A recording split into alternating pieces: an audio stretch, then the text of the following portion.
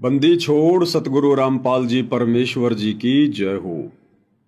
परम पिता परमात्मा सारी सृष्टि के रचनहार कुल मालिक असंख्य ब्रह्मांडों के स्वामी जगत गुरु तीनों लोकों में प्रवेश करके सबका धारण पोषण करने वाले राजाधिराज आत्माधार नाथों के नाथ देवों के देव महादेव सर्वेश्वर महेश्वर मृत्युंजय अजरो अमर आदि अनादि सनातनी प्रभु जगत पिता जगदीश्वर श्री श्री 1008 की उपाधि के वास्तविक अधिकारी अकाल मूरत सौद स्वरूपी राम वासुदेव सर्वगतम ब्रह्म परम पूज्य प्रथम पूज्य परम संत परम पुरुष परम धनी परम दयालु सत्य कबीर हक्का कबीर अल्लाहु कबीर अल्लाहु अकबर बाखबर अल्लाह ताला जगत के तारणहार जगत के मुक्तिदाता जगत के जगन्नाथ हारे के सहारे हिंदुओं के राम मुसलमानों के अल्लाह सिखों के वाहिगुरु ईसाइयों के मसीह दया के सागर दयानिधि करुणा के सागर करुणानिधि स्वयंभू परिभू संकट मोचन कष्ट हरण मंगल करण दुख भंजन अविगत कबीर निर्विकार निर्विषम परमात्मा अलय अलेख सतगुरु आदि अनादि सतगुरु असली मर्यादा पुरुषोत्तम असली राम असली कृष्ण असली घनश्याम असली मुरारी राजाओं के राजा महाराजाओं के महाराजा शहंशाहों के शहंशाह सम्राटों के सम्राट भगवानों के भगवान अल्लाहों के अल्लाह प्रभुओं के प्रभु मसीहाओं के मसीह सच्चे वाहिगुरु बाबाओं के बाबा पीरों के पीर सेठों के सेठ जगत सेठ सावड़सा सेठ सर्वगुण संपन्न अनंत कोटि कलाओं के स्वामी अनंत कोटि ब्रह्मांडों के नायक योगियों में महायोगी ध्यानियों में महाध्यानी सिद्धों में परम सिद्ध ज्ञानियों में तत्व ज्ञानी ब्रह्म ज्ञानी महाज्ञानी परम ज्ञानी सर्वश्रेष्ठ ज्ञानी विज्ञानी युवा कबीर समर्थ कबीर असमवात अमित ओजा सच्चे रहनुमा करीम अल्लाह शुभान अल्लाह दुनिया के अंतिम पैगंबर 8 सितंबर 1951 से गांव धनाना जिला सोनीपत हरियाणा भारतवर्ष की पावन भूमि पे प्रकट रियल कल्कि भगवान श्री नारायण साकार हरि श्री बाबा साहेब नूर अनंत परमात्मा सच्चे दरवेश सच्चे बाखबर संत श्रोमणी सतगुरु रामपाल जी परमेश्वर जी के चरण कमल में साध संगति से जुड़े हुए आप और हम सभी सत्सेवक भाई बहनों का अनंत कोटि दंडवत प्रणाम। सत्साई भाई और बहनों, बहुत बड़ी दया बहुत बड़ी मेहर पूज्य गुरुदेव भगवान की सतगुरु रामपाल जी परमेश्वर जी की, जिनके शुभ आशीर्वाद से विशेष आशीर्वाद से आप और हम सभी सत्सेवक भाई बहन साध संगति से जुड़कर ज्ञान को आधार बनाकर हर प्रकार से मर्यादाओं में रहते हुए संघर्ष करते हुए निरंतर अपनी आत्मा के कल्याण हेतु गुरुदेव के प्रत्येक वचन में रहते हुए भक्ति मार्ग पर आगे की ओर बढ़ रहे हैं। भाई और बहनों, पूज्य गुरुदेव भगवान की विशेष रजा के बिना विशेष आशीर्वाद के बिना इस कलयुग की बिचली पीढ़ी में इस भक्ति मार्ग पर शास्त्र अनुकूल शत भक्ति मार्ग पर जो कि कांटों की सेज है, बड़े बड़े ऋषि मुनि साधु संत महात्मा आचार्य शंकराचार्य इस मार्ग पर नहीं टिक पाए नहीं चल पाए। और इस घोर कलयुग में आप और हम जैसे दो कौड़ी के जीव निर्बाध रूप से बुलेट ट्रेन की तरह आगे बढ़ रहे हैं। तो ये इस बात का प्रतीक है, इस बात का सूचक है कि परमेश्वर रामपाल जी की आप और हम सभी सत्सेवक भाई बहनों के ऊपर असीम छप्पर फाड़ दया है। और इस रजा को हम सभी ने इसी प्रकार से निरंतर बना के रखना है। भाई और बहनों, परमेश्वर रामपाल जी ने अपने भक्तों को केवल 2 ही कार्य बताए हैं। पहला कार्य है कि मर्यादा में रहकर इस भक्ति को सफल करना, और दूसरा जितना हो सके इस ज्ञान का प्रचार करना, यानी महिमा करना। सतगुरु की महिमा करना सबसे बड़े प्रचार में आता है, सबसे बड़े प्रचार में। और ये दोनों कार्य गुरुदेव भगवान हम सभी सत्सेवकों से पिछले 8 वर्षों से करवा रहे हैं। तो ये भी एक विशेष संकेत है कि गुरुदेव भगवान की हम सभी के ऊपर विशेष रजा है। भाई और बहनों, इन दिनों सोशल मीडिया पर जो अखबार की कटिंग आ रही हैं सतगुरुदेव भगवान के विषय में कि कोर्ट ने उनकी जमानत का रास्ता साफ कर दिया है, अब सतगुरु रामपाल जी जमानत पर बाहर आ सकते हैं। तो भाइयों और बहनों, आप और हमें अच्छे से पता है, बाकी लोगों को पता हो या ना हो, कि परमेश्वर किन परिस्थितियों में बाहर आएंगे। वैसे देखा जाए ज्ञान आधार से तो वर्तमान में गुरुदेव भगवान के हिसार जेल से बाहर आने का जो समय है वो उचित समय नहीं है। हालांकि ये परमात्मा की अपनी मौज, उनकी अपनी मेहर, वो क्या करेंगे क्या नहीं करेंगे, लेकिन आप और हम तो जीव हैं और जीव केवल परिस्थितियों के अनुसार ही आंकलन लगा सकता है। तो जिस प्रकार से गुरुदेव भगवान के जेल से बाहर आने की बातें हो रही हैं जमानत पर, तो दास को तो ज्ञान आधार से यह लगता है कि परमात्मा मुश्किल ही रजा करेंगे, क्योंकि वर्तमान समय उनका हिसार जेल से बाहर आने का उचित समय नहीं है। कुछ भी तो नहीं बदला, कुछ भी तो नहीं सुधरा। अभी तो परमेश्वर जिन भक्तों की आंखें खोलने के लिए गए थे, उन भक्तों की ही ढंग से आंखें नहीं खुली हैं। कुछ भी नहीं बदला अभी, कुछ भी।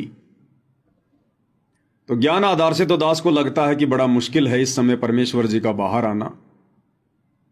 कोर्ट की तरफ से रास्ता साफ हो या ना हो, परमेश्वर कभी कोर्ट के भरोसे नहीं बैठा करते हैं। संत अपनी मर्जी के मालिक होते हैं, दुनिया उनकी गुलाम होती है। दुनिया में जज भी आ गया, वकील भी आ गया, प्रधानमंत्री भी आ गया, सब आ गए।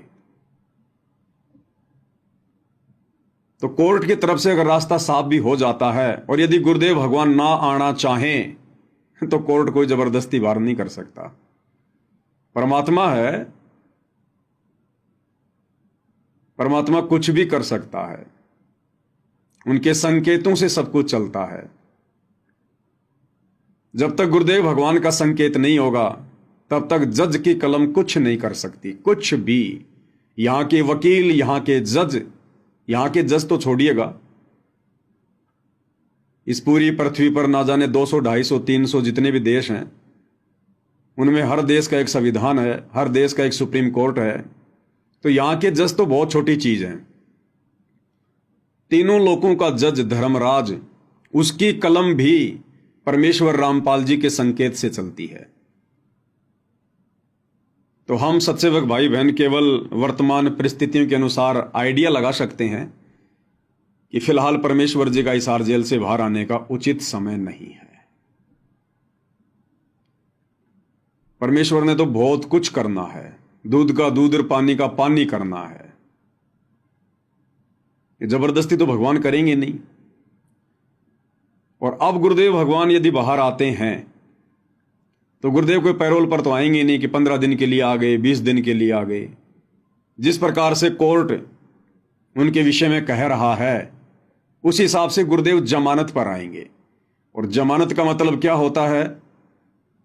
जब तक वो केस अपने फाइनल डिसीजन पर नहीं पहुंचता है, उसमें चाहे 2 साल लगो चाहे 4 साल लगो, तब तक गुरुदेव भगवान बाहर रहेंगे, बाहर। और भाइयों और बहनों, ये तेजी से परिस्थितियां बिगड़ने का समय है। तेजी से परिस्थितियां बिगड़ेंगी, और परमात्मा के भी कुछ नियम हैं, कुछ उसूल हैं। मालिक भी उन प्रकृति के नियमों के साथ में छेड़खानी नहीं करते हैं, जबरदस्ती तो किसी का बचाव करेंगे नहीं। तो ये दुनिया तो अपनी मौत मरेगी मरेगी, परेशानियां उठाएंगी उठाएंगी, और गुरुदेव भगवान आश्रम में बैठे रहेंगे, सब कुछ देखते रहेंगे। और दुनिया कहेगी तुम लोग बड़ी बड़ी डींग मारा करते थे कि हमारे गुरुजी ये कर सकते हैं, हमारे गुरुजी वो कर सकते हैं। अब तो तुम्हारे गुरुजी जेल से बाहर आ गए, अरे अब तो तुम्हारे गुरुजी आश्रम में बैठे हैं, फिर क्यों नहीं तुम्हारे गुरुजी दुनिया को राहत दे रहे? क्यों ना तुम्हारे गुरुजी परिस्थितियों को बदल रहे? तो दुनिया का और अविश्वास भक्ति और भगवान पे बढ़ता चला जाएगा। दूसरी बात, सतलोक आश्रम मैनेजमेंट हरियाणा जिसको सद्बुद्धि देने के लिए, जिसको अपनी गलतियों का एहसास करवाने के लिए, जो गलतियां सतलोक आश्रम वालों ने, गुरुदेव के कलयुगी परिवार ने, उनके बेटा बेटी भाई बंधु रिश्तेदारों ने बरवाला कांड से पहले की हुई हैं, बरवाला कांड के समय की थी और बरवाला कांड के बाद तो लगातार ही कर रहे हैं। परमात्मा उनको एक मौका देना चाहते हैं कि नालायकों, मेरे हिसार जेल से बाहर आने से पहले पहले सुधर जाओ, माफी मांग लो। लेकिन इन लोगों का तो कुछ भी नहीं सुधरा, ये तो उल्टा बिगड़ते चले जा रहे हैं। और परमेश्वर ने जो अपना यथार्थ मार्ग 13वां कबीर पंथ, जो साध संगतियां शुरू करवाई हैं, परमेश्वर ने अपनी विशेष आत्माओं को साध संगति से जोड़ा। और किस प्रकार से भक्ति मार्ग पर गुरु को प्रसन्न किया जाता है, गुरु की पूजा की जाती है, कैसे हमने मर्यादा में रहकर संघर्ष करते हुए गुरु को परमात्मा मानकर, ज्ञान को आधार बनाकर, घर को आश्रम बनाकर भक्ति करनी होती है। अपने हजारों बच्चों से परमेश्वर वो भक्ति क्रिया करवा रहे हैं। अब यदि इन परिस्थितियों में गुरुदेव भगवान आ जाते हैं और यदि उनका आदेश हो जाता है सभी के लिए आश्रम में आने का, तो भाइयों और बहनों, गुड़ और गोबर एक हो जाएगा। गधे और घोड़े एक ही खूंटे से बन जाएंगे। फिर क्या निष्कर्ष निकला, क्या फायदा निकला? जो परमेश्वर ने लाखों की संगत में से अपने चंद हीरे मोती लाल छांट कर जो साध संगति से जोड़े थे, अगर उनको भी आश्रमों में जाकर वही क्रिया करनी है, घिसी पिटी 12वें पंथ की भक्ति करनी है, आधी अधूरी पतिव्रता पद की भक्ति को छोड़कर सबका जयकारा लगाना, सबको दंडवत करना, सबके जो है प्रकट दिवस मनाना, सबके बोध दिवस मनाना, फिर क्या फर्क रह जाएगा गधे और घोड़ों में? और दूसरी तरफ कोर्ट के नियम अनुसार जो जमानत मिलनी है, तो वो नियम भाई और बहनों आपने पढ़े ही होंगे।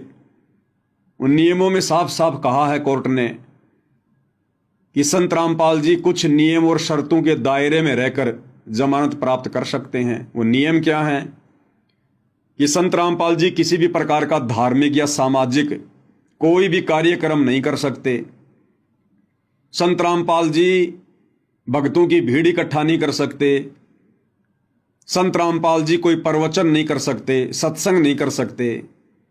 अब भाइयों और बहनों, संत आता किस लिए धरती पर? परमात्मा आते किस लिए धरती पर? सत्संग करने के लिए, उपदेश देने के लिए, धर्म यज्ञ करवाने के लिए, भंडारे करवाने के लिए। और उन कार्यों के लिए हाई कोर्ट मना कर रहा है कानून के नियम अनुसार। तो परमेश्वर फिर जेल से बाहर आके क्या करेंगे? फिर जेल से बाहर आके क्या करेंगे परमेश्वर? भक्तों को बुला नहीं सकते, भक्तों को इकट्ठा नहीं कर सकते। अगर भक्तों की भीड़ इकट्ठा कर ली और किसी ने सूचना दे दी तो कोर्ट उनकी जमानत फिर से रद्द कर देगा। धार्मिक भंडारे कर नहीं सकते, सत्संग कर नहीं सकते। तो जब सत्संग भंडारे नहीं करेगा, जब संत भंडारे नहीं करेगा, सत्संग नहीं करेगा, अपने भक्तों को बुलाकर प्रवचन नहीं करेगा, तो फिर संत और क्या करेगा? तो फिर ऐसी जेल और ऐसा आश्रम उनके लिए, तो क्योंकि संतों के लिए तो ना कोई जेल मायने रखती, ना कोई आश्रम मायने रखता। वो तो लाभ हानि सुख दुख में एक समान ही महसूस करते हैं। तो भाई और बहनों, इन वर्तमान सभी परिस्थितियों को मद्देनजर रखते हुए दास को तो यही समझ में आ रहा है कि गुरुदेव का कलियुगी परिवार भले ही अपने आप को शाना समझकर, अपने आप को चतुर समझकर और तमाम मर्यादाओं को दरकिनार करते हुए, राजनेताओं की चापलूसी करते हुए, क्योंकि ये लोग इसीलिए तो ये सारा काम कर रहे थे।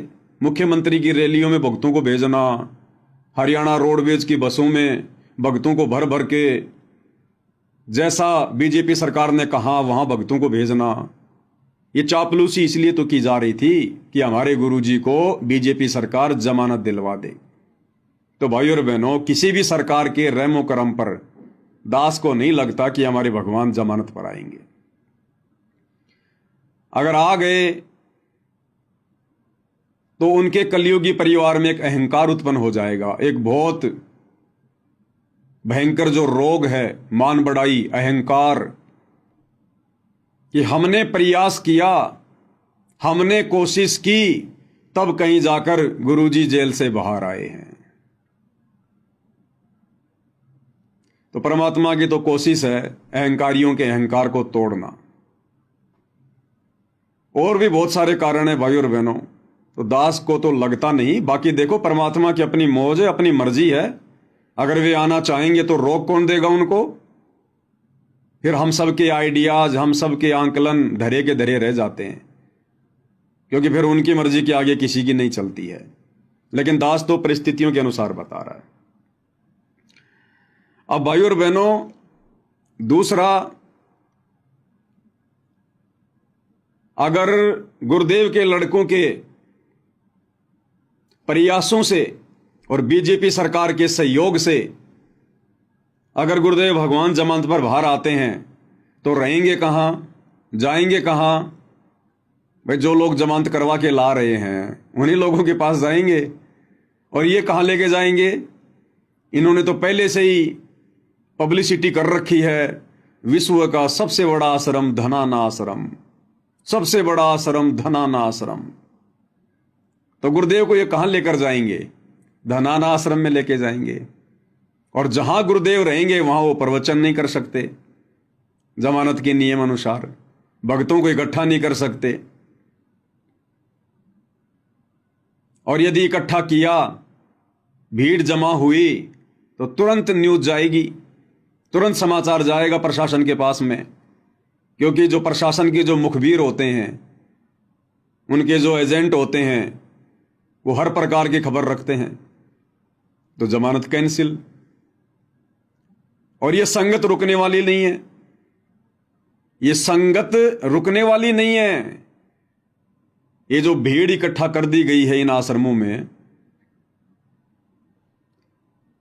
ये भीड़ अपने कोऑर्डिनेटरों के कहने से नहीं रुकने वाली।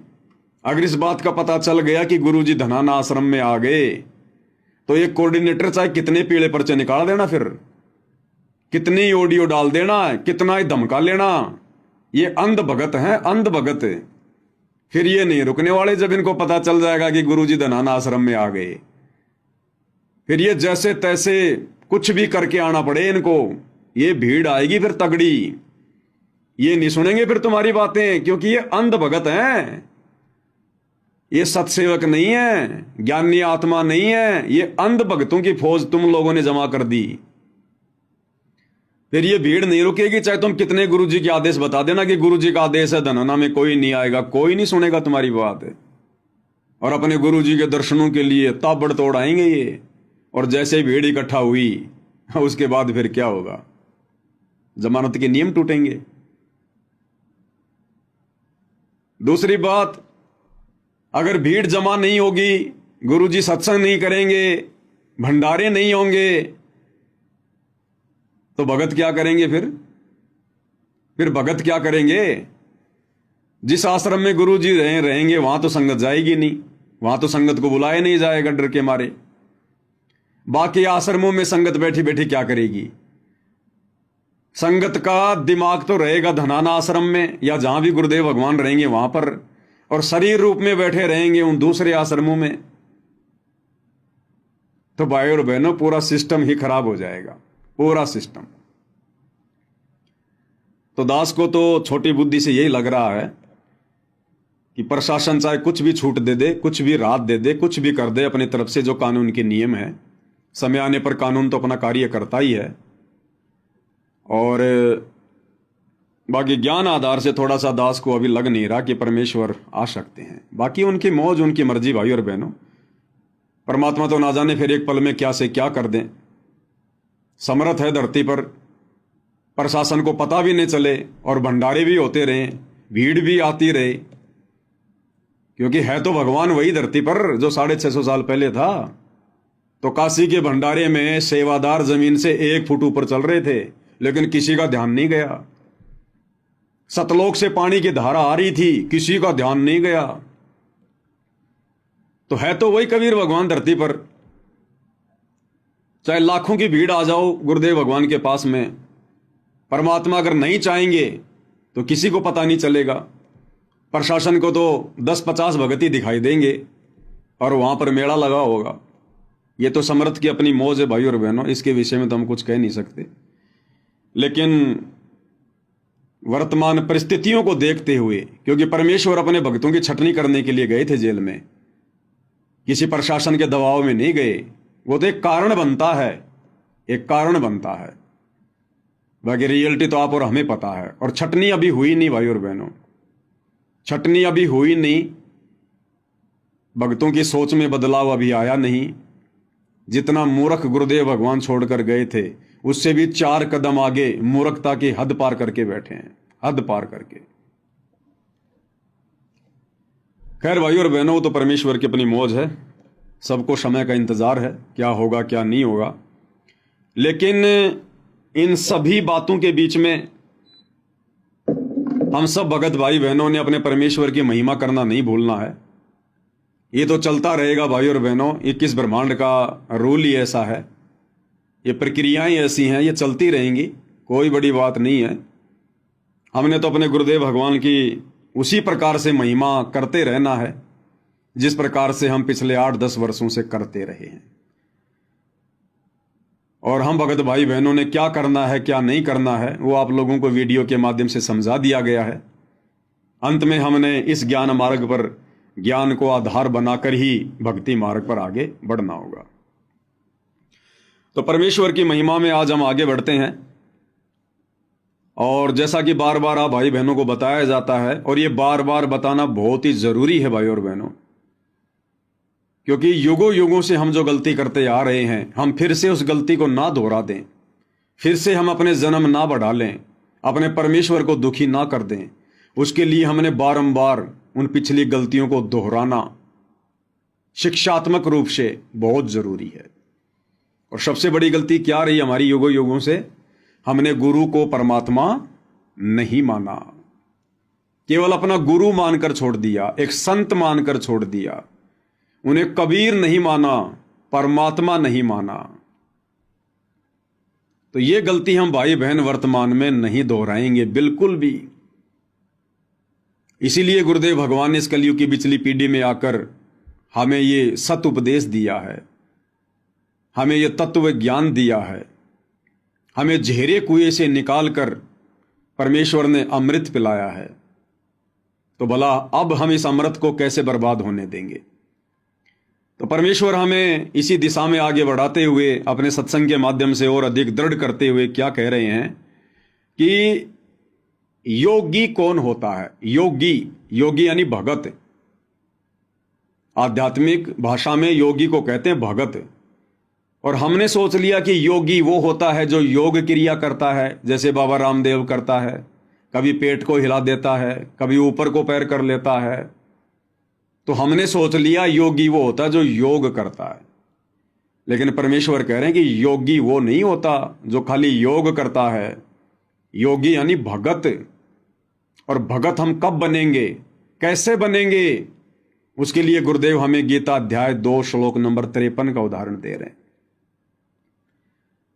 कि जब तक मन में उठने वाली तरह तरह की शंकाओं का मर्दन नहीं हो जाएगा, हमारी हर प्रकार की शंकाओं का समाधान नहीं हो जाएगा, जब तक हम छोटी छोटी बातों को लेकर मन में शक और संदेह पैदा करना नहीं छोड़ देंगे, किसी के भी कहने से विचलित होना नहीं छोड़ देंगे, और जब तक हमारी बुद्धि किसी निष्कर्ष पर जाकर नहीं टिक जाएगी, तब तक तो हम योग को भी प्राप्त नहीं होते, अर्थात हम एक सच्चे भगत भी नहीं कहला सकते। भक्ति तो उसके बाद शुरू होती है। तो परमेश्वर क्या कह रहे हैं, और उसके बाद एक मानचित्र का उदाहरण देकर परमेश्वर हमें समझा रहे हैं कि भक्ति मार्ग के फैसले देखा देखी में नहीं लिए जाते, भेड़ चाल में नहीं लिए जाते, भीड़ को देखकर नहीं लिए जाते। भक्ति मार्ग के फैसले ये प्रमाण देखकर, सबूत देखकर और ज्ञान को आधार बनाकर लिए जाते हैं। तो क्या कह रहे हैं परमेश्वर, ध्यान से सुनिएगा।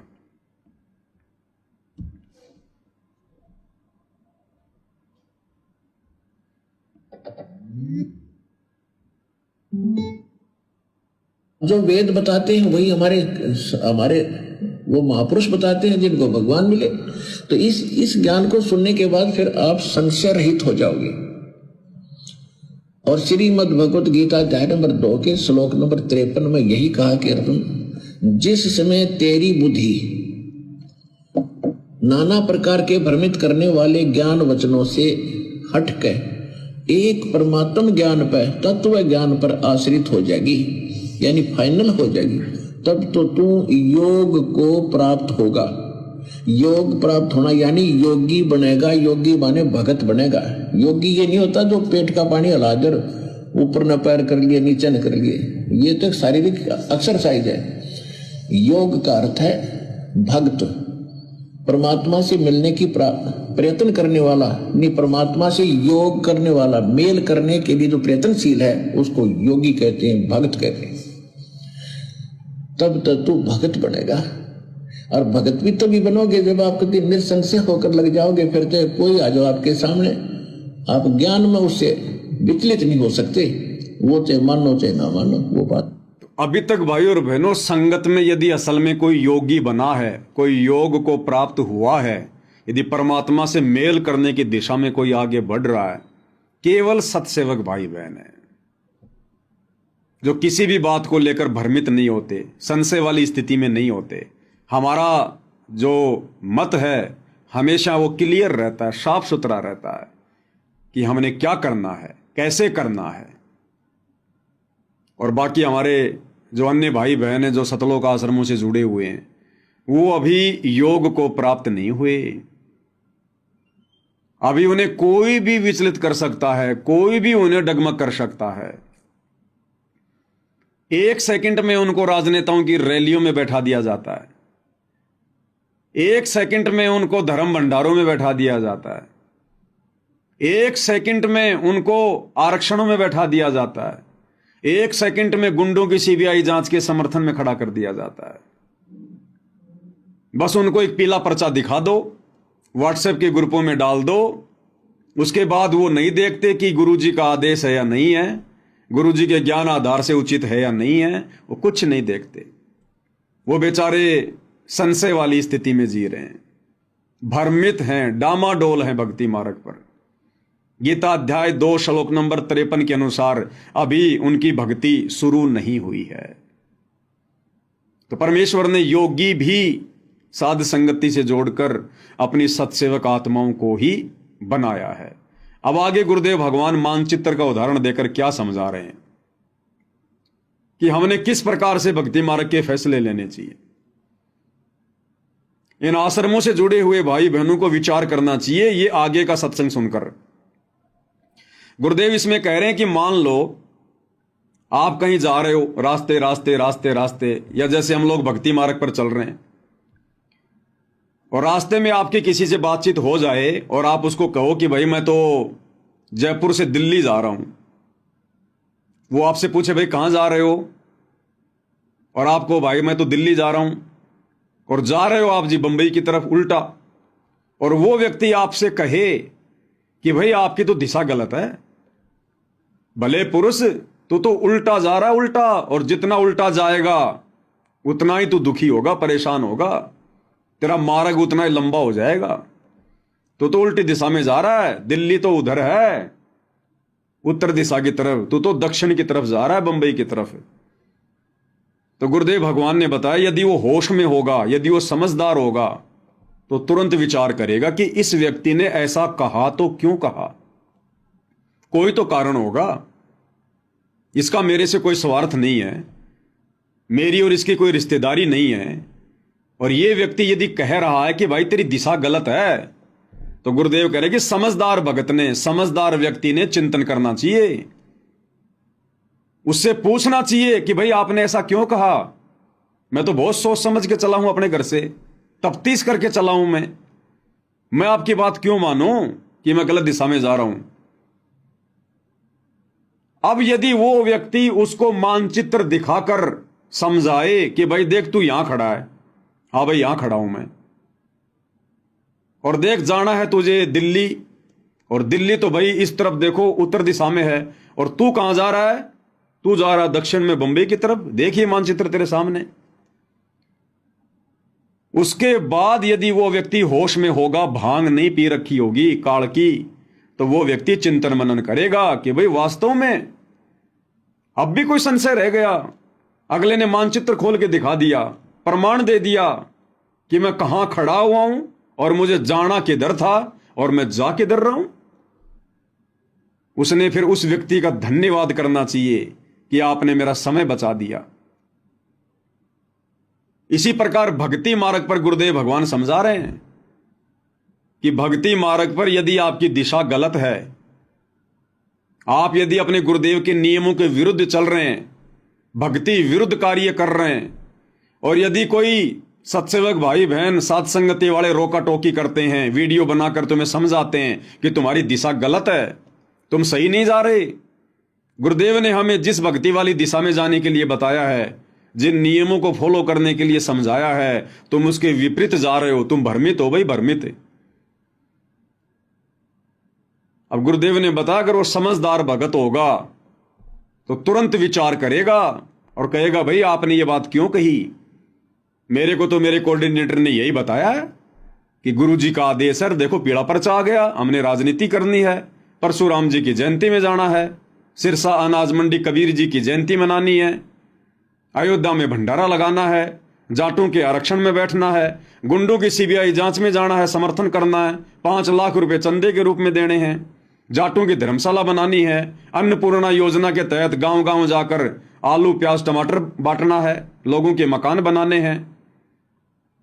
आप कैसे कह रहे हो, हमारे कोऑर्डिनेटर ने तो यही बताया।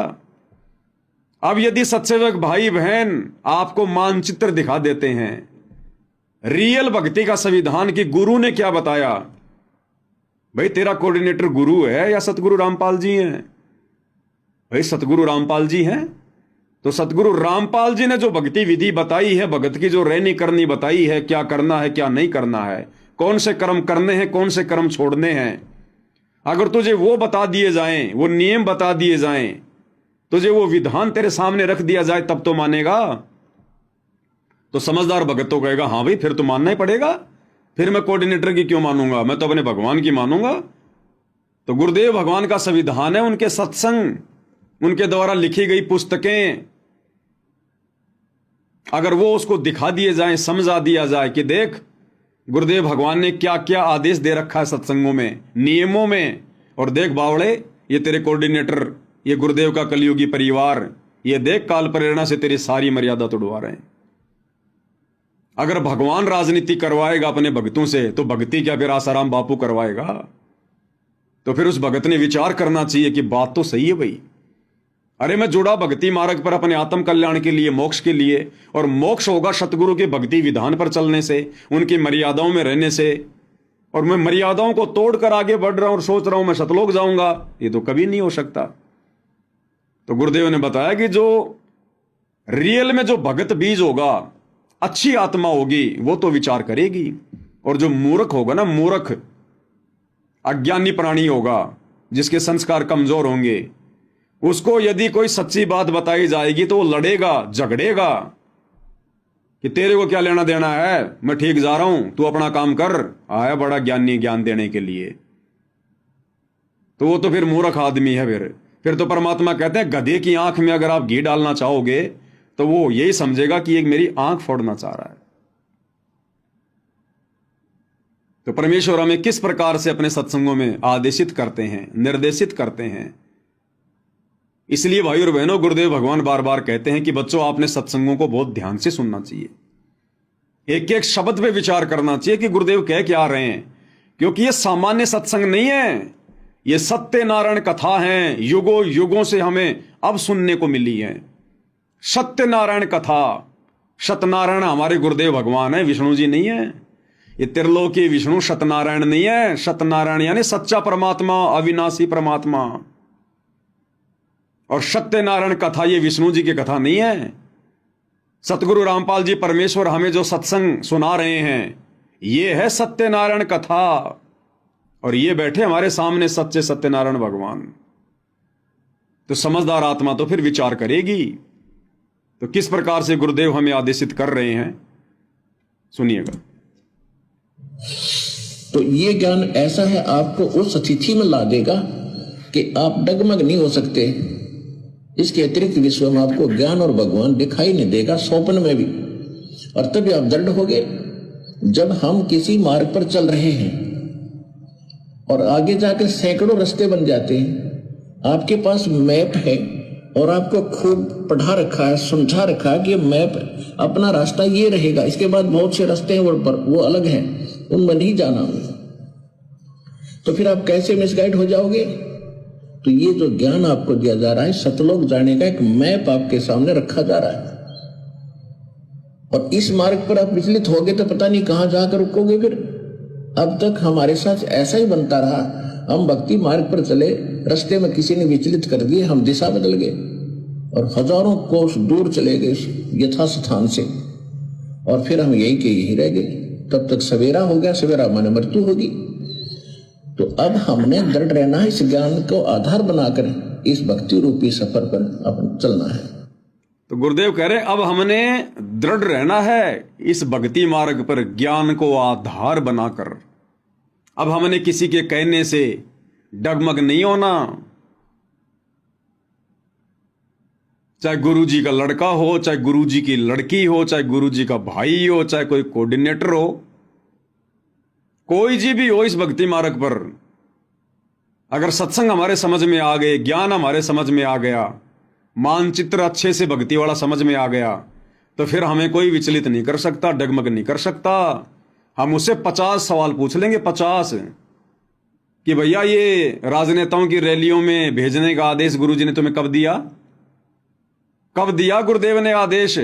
कौन से सत्संग में कहा गुरुदेव ने? राजनीति तो गुरुजी के समय भी होती थी। गुरुजी ने तो कभी भी अपने भक्तों को मोदी की रैली में या मुख्यमंत्री की रैलियों में नहीं भेजा, परशुराम की जयंती में नहीं भेजा। गुरुजी आन उपासना छुड़वाते हैं या फिर आन उपासना करवाते हैं? गुरुजी ने तो कभी नहीं कहा कि तुम किसी गुंडे की सीबीआई जांच का समर्थन करो, गैंगस्टर की सीबीआई जांच का। गुरुजी ने तो कभी नहीं कहा कि तुम जगत वालों को जो मतलब चंदा दो। तो तुम लोग क्या करवा रहे हो हमारे से, और नाम तुम गुरुजी का ले रहे हो? तो गुरुजी ने कब कहा, कब आदेश दिया, कौन से सत्संग में दिया? जरा वो सत्संग तो दिखाओ, उस पुस्तक में तो लिखा हुआ दिखाओ। तो भाई हम तुम्हारी बात क्यों माने? हम तो गुरु की बात मानेंगे तब हमारा मोक्ष होगा। लेकिन इतना बुद्धि विवेक तो भाई और बहनों वर्तमान में इस काल ने संगत में छोड़ा ही नहीं। इतने सवाल जवाब करने की हिम्मत काल ने छोड़ी नहीं। भक्तों के घुटनों का पानी निकल चुका है। देखा देखी भेड़ चाल, तो बताओ फिर कैसे सफलता प्राप्त करेंगे? अरे हमने निष्कर्ष निकालना चाहिए, क्योंकि ये परीक्षा का समय चल रहा है। हमने हर प्रकार से एक एक कदम फूक फूक के रखना चाहिए, मंथन करना चाहिए। वैसे भी आम समाज में एक समझदार व्यक्ति होता है ना, और उसको यदि कोई बात पूछी जाती है वो भी तुरंत जवाब नहीं देता। समझदार व्यक्ति क्या करेगा? ठीक है भाई, थोड़ा सा मेरे को समय दो, 1-2 दिन का, सोच समझ के फिर मैं बताऊंगा। जगत वाले भी इतना बुद्धि विवेक से चलते हैं, और हम भगत होकर हमें आश्रम में बुला लिया गया कि गुरुजी के दर्शन होंगे, गुरुजी लाइव दर्शन देंगे, आ जाओ आ जाओ आ जाओ। दौड़ लियो भगत। चलो वो तो ठीक है भाई, गुरुजी दर्शन दे रहे हैं, बहुत अच्छी बात है, दौड़ लिए, आ गए आश्रम में। रात के 12 बजे फिर तुम्हारे को हरियाणा रोडवेज की बसों में बैठाया जा रहा है कि बैठो बैठो बैठो, और कोई सवाल जवाब ही नहीं कर रहा। भाई कहां ले जा रहे हो? अरे कहां ले जाके पटकोगे, कहां ले जाके छोड़ोगे, ये तो बता दो। नहीं नहीं नहीं, चलो चलो बाद में बताएंगे, गुरुजी का आदेश है, गुरुजी का आदेश है, सेवा सेवा सेवा। अरे भाई कौन सी सेवा, कैसी सेवा? आश्रम के बाहर कौन सी सेवा आ गई? जब तक वो क्लियर नहीं करते तब तक आप लोगों ने बैठना नहीं चाहिए था उन बसों में। लेकिन भेड़ चाल है भाई और बहनों। भेड़ों को यदि कोई ट्रक में डालता तो भेड़े सवाल जवाब नहीं करती हैं, वो तो एक दूसरे के ऊपर सेट हो जाती हैं।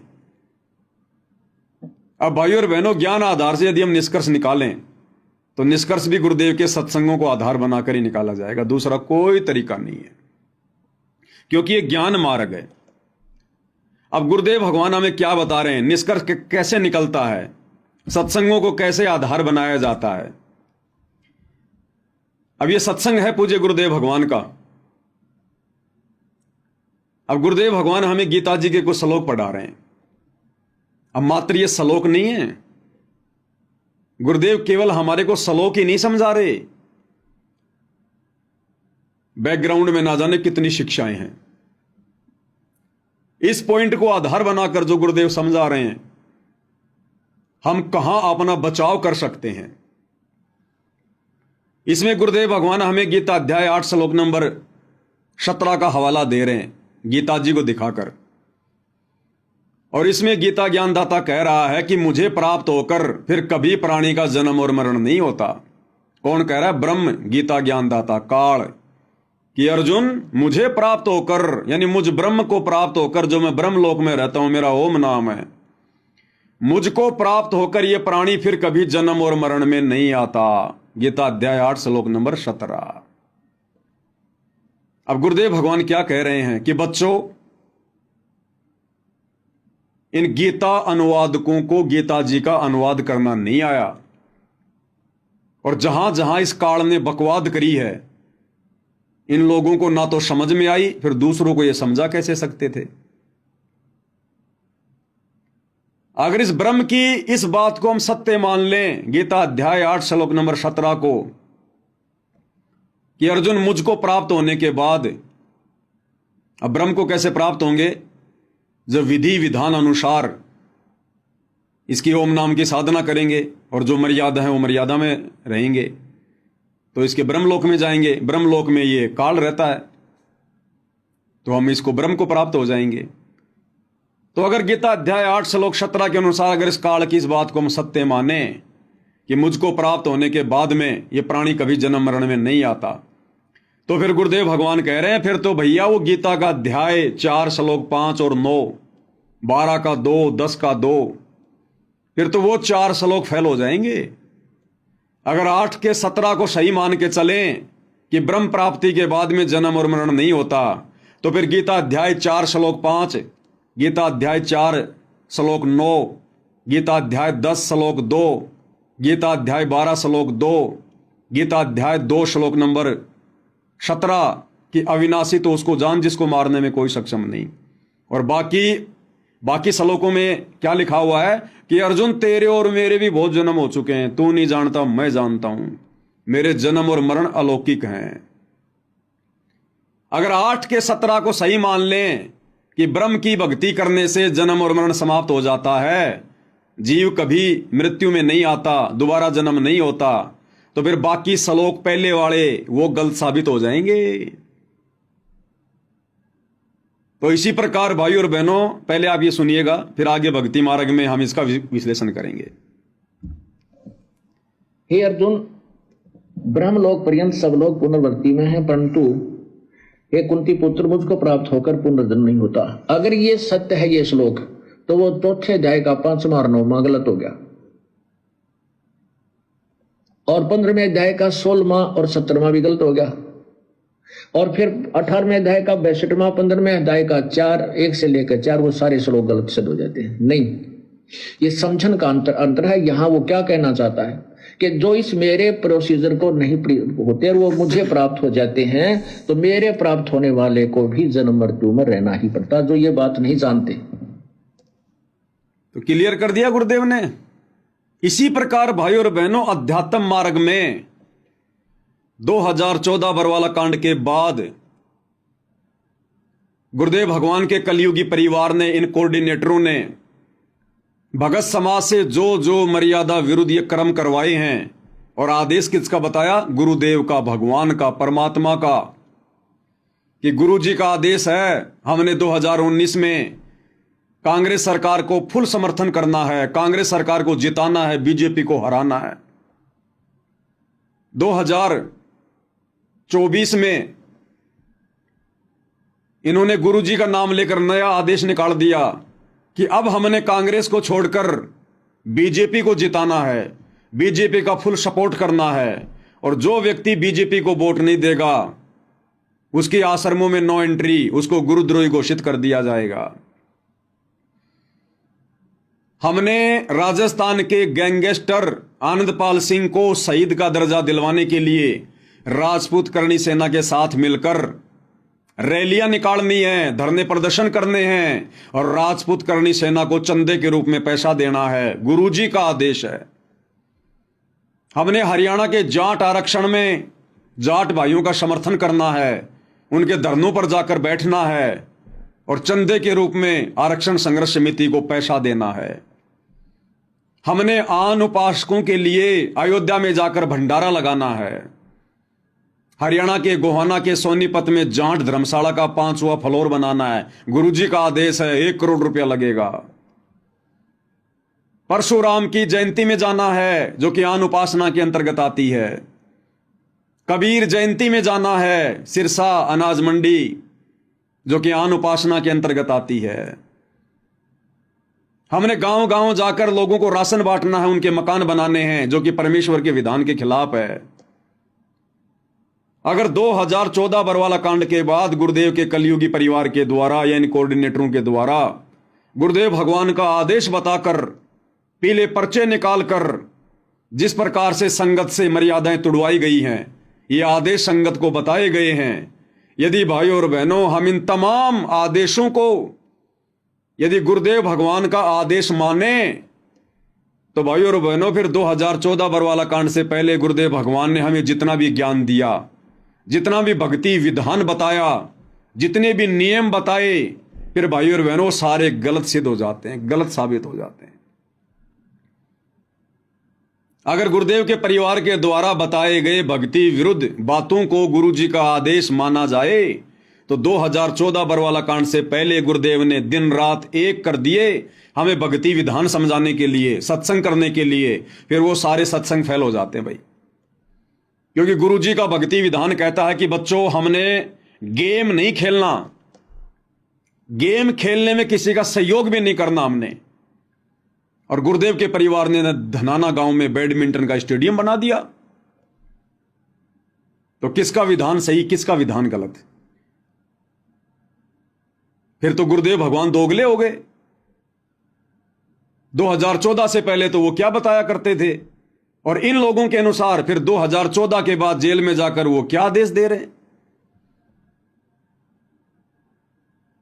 हरियाणा के जाट आरक्षण में भक्तों को जाकर बैठा दिया कि गुरुजी का आदेश, जबकि 2014 बरवाला कांड से पहले गुरुजी ने क्या बताया, एक बार गुरुदेव के मुख कमल से सुन लेते हैं।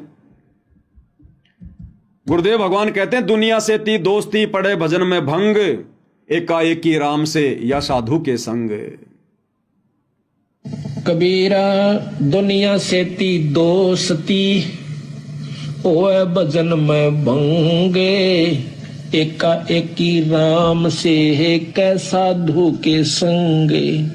बिना सत्संगी के पास बैठने में भी आपको पाप लगेगा, आपका भजन भंग हो सकता है। तो इसलिए बताया, या तो अपने सत्संगी द्वारा जा बैठे या फिर अपना नाम पर लगा रहे। अगर आप किसी दूसरे के पास बैठोगे हुक्का पाड़ पे, तो जान देने का लो पी लो न मेरे यार, तो नो कहेगा ना मन तो छोड़ दिया। क्यों, क्या हो गया भाई, नाम ले लिया, ओ तुरे सोचू एक खा कर बिल्ली नो गया आज करन चाली, यानी 36 ताने मारेगा। और फिर नो कहेगा भाई काल न तो रोटी भी छुटवाओगे तेरी, यू ना रहा है सत्संग देखा। तो आपके मन में विक्षेप हो सकता है, 1 दिन में, 2 दिन में, 3 दिन में तो जरूर अपना रंग वो चढ़ा कर मानेगा। तो इस करके उड़ा बैठे नहीं उस दौरा, अपना सत्साहिब कर उठ कर चलता बना। कोई प्रेमी दौरा बैठे, प्रेमी नहीं है तो अपनी कैसेट ला ले, कैसेट भी नहीं है तो अपना नाम सुमन लाग जा, खेत में चला जा, घूमे जा, भजन करें जा, अपना डोला पा हंडे जा, वैसे बैठ कर ले जा, डेके में धूप में कोठड़े का आगे अपनी चारपाई ना कर। तो कहते हैं, कबीरा रसरी पाँव में केसो वै सुख चैने, यो श्वास नंगारा कूच का तेरा बाज रहा दिन रहने।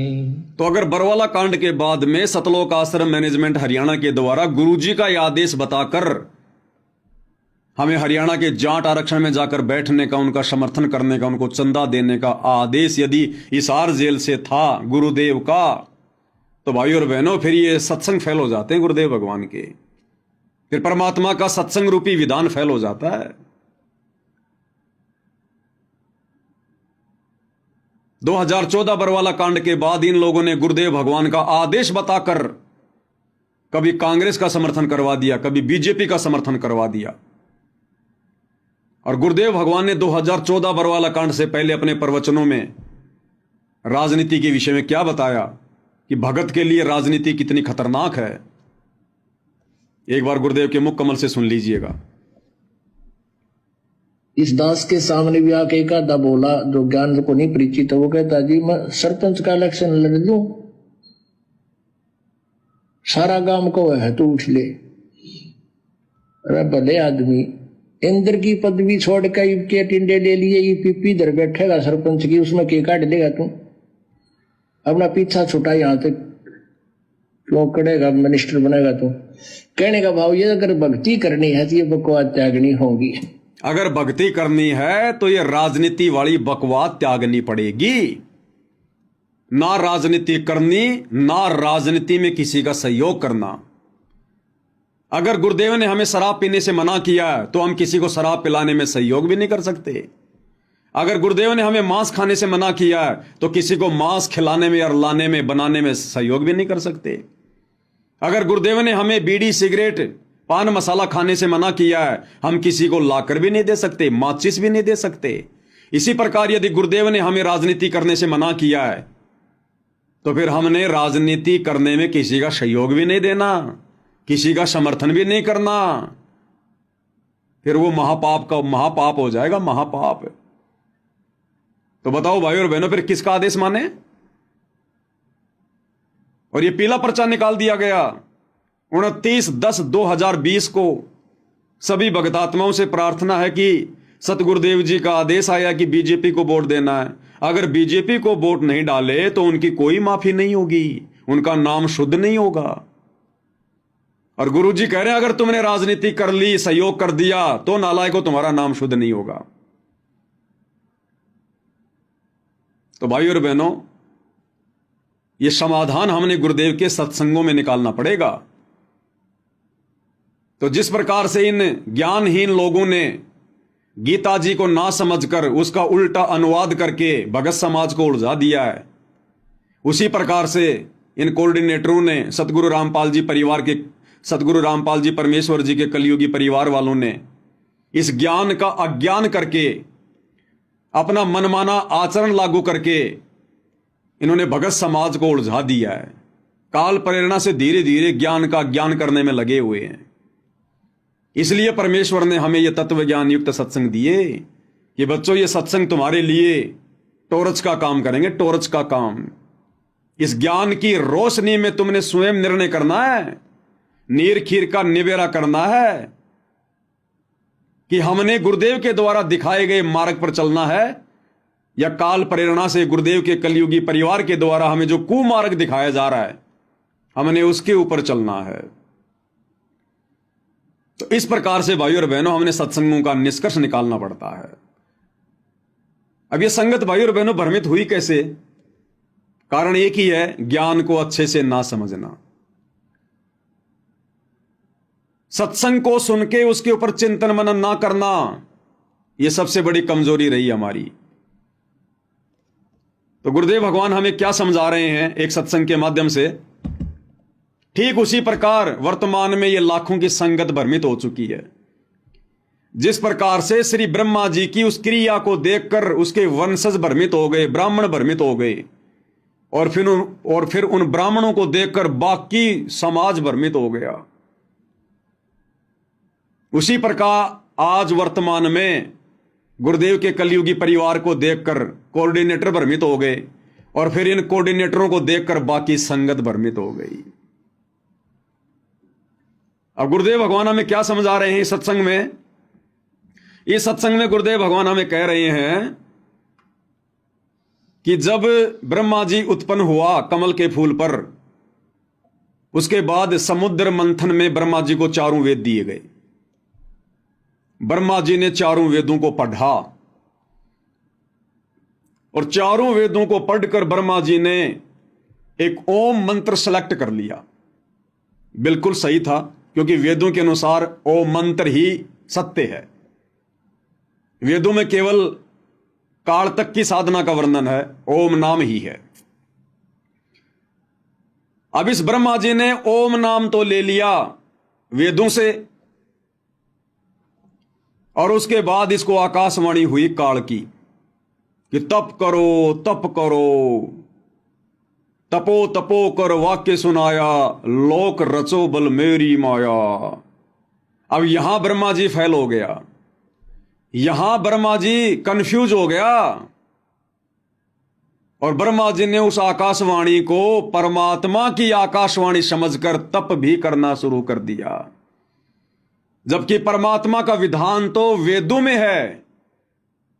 तो ब्रह्मा जी ने वेदों के अनुसार तो ओम नाम की साधना शुरू कर दी और उस आकाशवाणी को परमात्मा की आकाशवाणी मानकर, जो काल की आकाशवाणी थी, वेदों के विरुद्ध उसने तप करना शुरू कर दिया, क्योंकि तप करना वेदों में कहीं नहीं लिखा हुआ।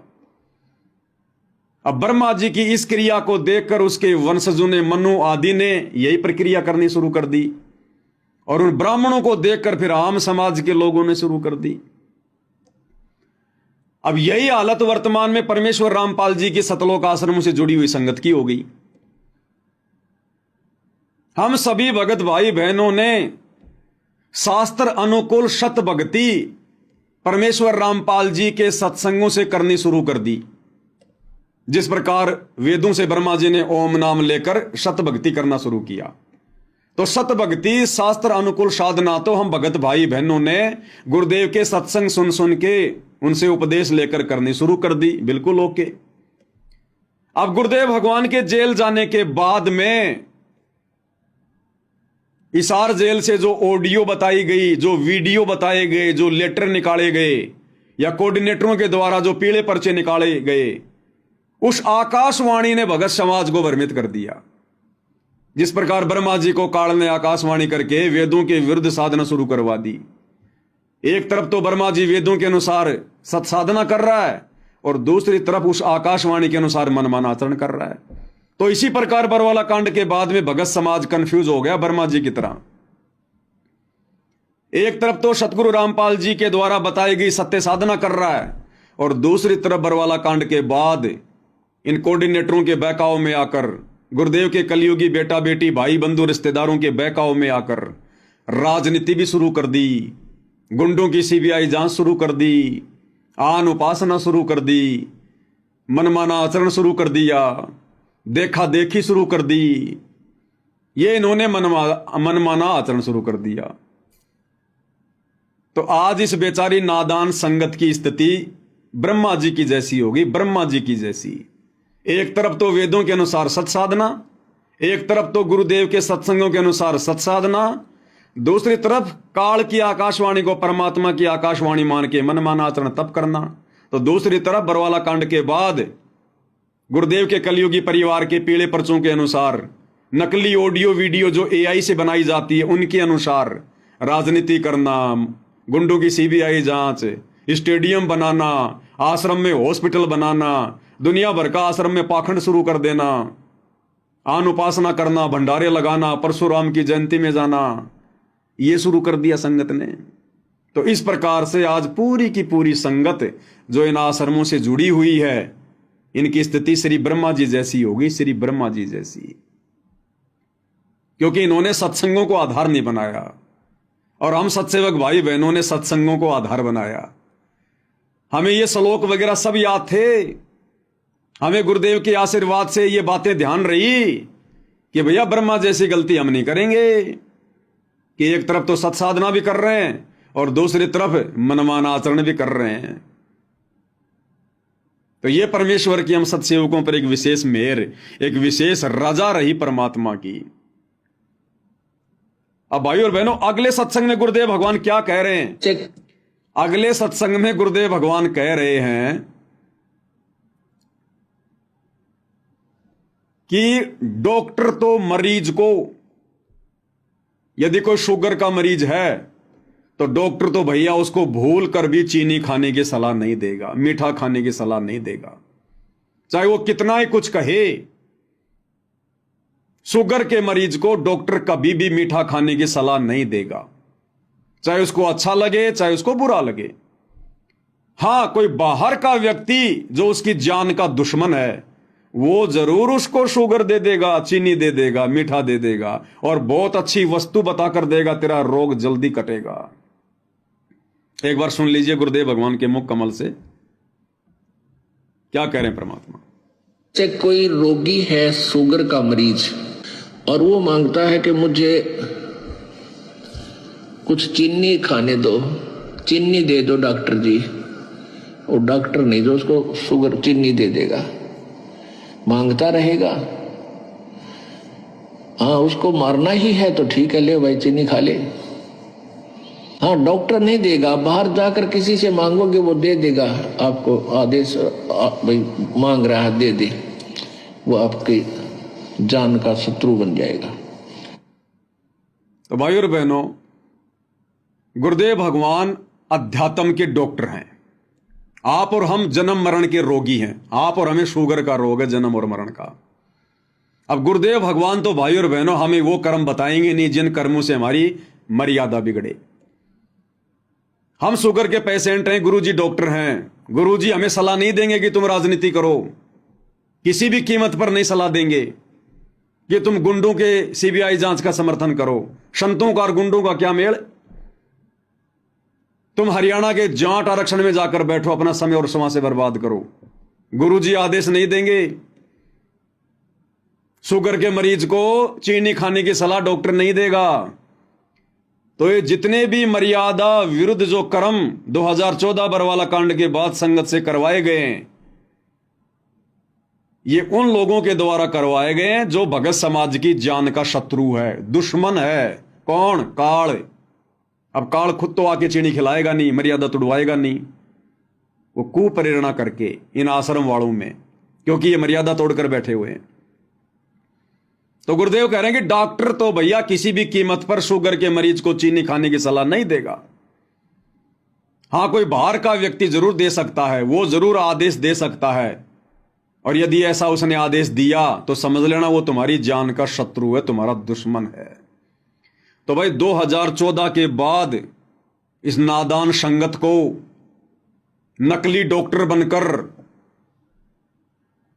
और जो ये चीनी खाने का आदेश दिया है, राजनीति करने का, स्टेडियम बनाने का, आश्रम में हॉस्पिटल बनाने का, आश्रमों पे आश्रम बनाने का, अनमोल समय और श्रम से बर्बाद करवा दी गई भक्तों की, आरक्षणों में बैठने का, गुंडों की सीबीआई जांच का समर्थन का, अयोध्या में भंडारा लगाने का, जाटों की धर्मशाला बनाने का, सुदामा के महल बनाने का, अन्नपूर्णा मुहिम के तहत गांव गांव जाकर राशन बांटने का, परशुराम की जयंती में जाने का,